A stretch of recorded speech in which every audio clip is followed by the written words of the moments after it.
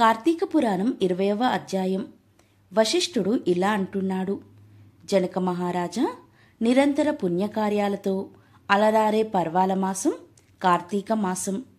ఆ మాసం యొక్క ఔన్నత్యం ఎంత చెప్పినా తరగనే తరగదు.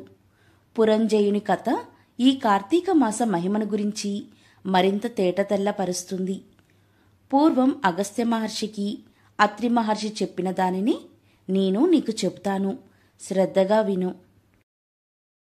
ధర్మవేత్త, దైవాంశ సంభూతుడు అగస్త్య మహర్షి కార్తీక మాస మహాత్యమును మీ చేత చెప్పించుకొని వినాలని ఉన్నది, అనుగ్రహించమని అత్రి మహర్షిని వేడుకున్నాడు. అగస్త్య మహర్షి, ఈ కార్తీక మాసం అనేది చాలా పుణ్యప్రదమైన మాసం. ఈ మాసంలో నెల రోజులు నదిలో స్నానం చేయడం, దీపదానం చేయడం వలన కలిగే ఉత్తమమైన ఫలితాలు వర్ణించి చెప్పడానికి వీలు కానివి. సమస్త పాతకాలు వీటి వలన తొలగిపోతాయి, దుఃఖాలన్నీ నశిస్తాయి, పుణ్యలోకాలు సిద్ధిస్తాయి. పూర్వం పురంజయ మహారాజుని ఈ కార్తీక మాసం పునీతుణ్ణి చేసింది.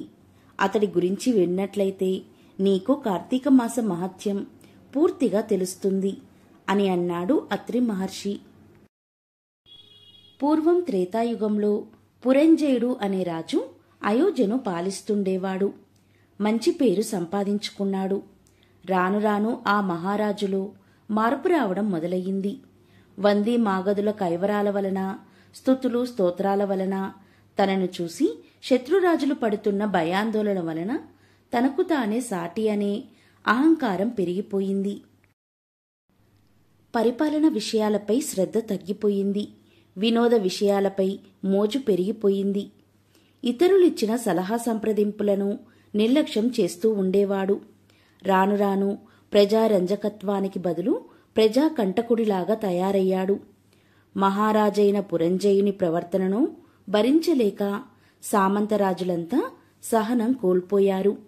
అందరూ ఒక్కటై ఒక్కసారిగా పురంజయుడి మీదికి దండెత్తి వచ్చారు.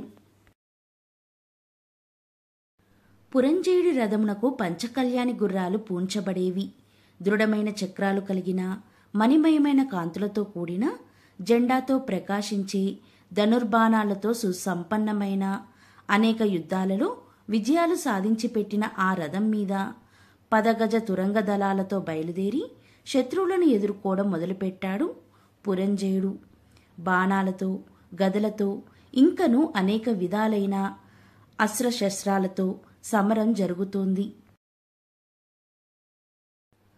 అహంకారం అనేది మానవుని పతనానికి పునాదిరాయి.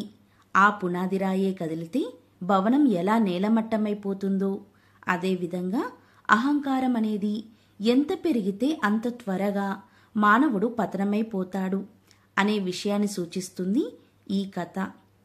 కార్తీక పురాణం 20వ రోజు పారాయణము సమాప్తం.